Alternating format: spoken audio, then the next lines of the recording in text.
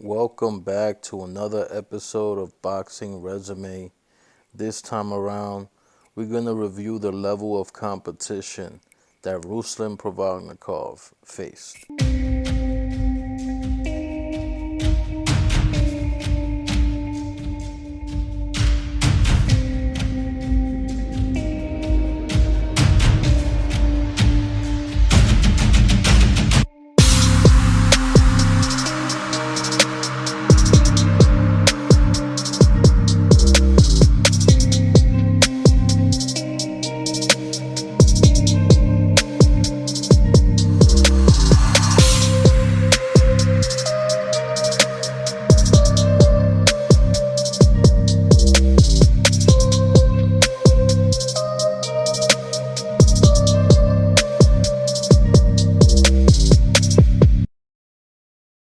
Now, the first fighter worthy of mentioning is Javier Juriki, who was washed up past his prime, but he was the guy that beat Jose Luis Castillo, the legend, twice. On top of that, he fought a who's who.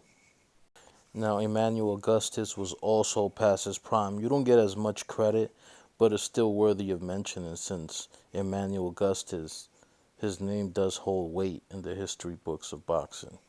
So, we'll give him credit, but not as much credit as you would get if you fight somebody in their prime. Now, Mauricio Herrera was fairly unknown at this moment, but Mauricio Herrera did fight a who's who and did get the short end of the decisions in some fights, but he's definitely a very skilled technical boxer, and he ended up giving Ruslan his first L of his career. He then bounces back against Ivan Papaka, who was undefeated. Wasn't a world beater, but definitely a tough guy. DeMarcus Corley, definitely a legend in my book, but definitely was past his prime. Now, David Torres at one point was an undefeated prospect. He made it to 20-0, but then when they stepped up the level of competition, he ended up losing a couple of fights, having a few draws, and Ruslan did retire Torres.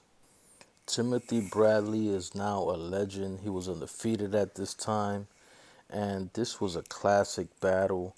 Ruslan really made his bones in this fight. Classic fight. After losing to Tim, he got another title shot against Mike Alvarado, and this time Ruslan looked spectacular, getting the stoppage and becoming the WBO champion. Ruslan's first defense came against Chris Algieri. Chris pulled off an upset win, but Ruslan did have his moments and did land this great knockdown. But you got to give Chris a lot of credit. He pulled the upset. As a tune-up fight, he fights the legend Jose Luis Castillo, but of course this was not the best version of Castillo since he was definitely past his prime and naturally smaller. So Ruslan did what he was supposed to and get a spectacular stoppage over Castillo. Ruslan then fights Lucas Martin Matisse in a classic battle. Now, Ruslan did lose this fight, but it was really a toss-up fight that could have went either way. A spectacular fight that, even though he didn't win, it did raise his stat. Ruslan then beats undefeated Jesus Rodriguez. Ruslan competes for the last time against John Molina Jr.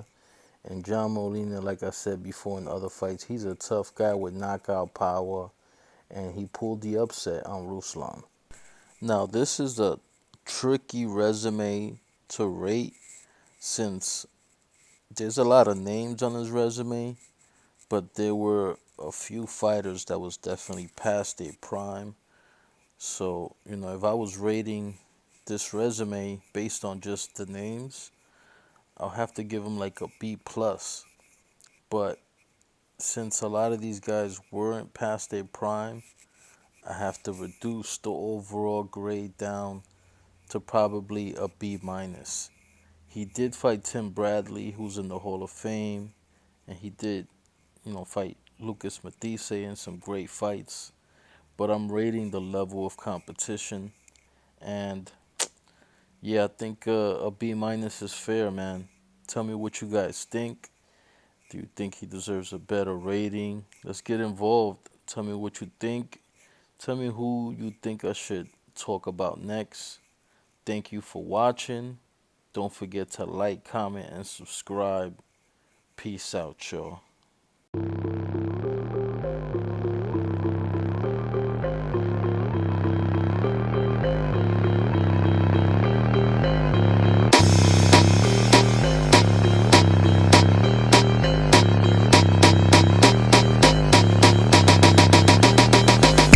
Going up too lit, we lit, too lit. Going up too lit, we lit, too lit. Going up too lit, we lit, too lit. Going up too lit, we lit, too lit. Going up too lit, we lit, too lit. Going up too lit, we lit, too lit. Going up too lit, we lit, too lit. Going up too lit, we lit, too lit. Going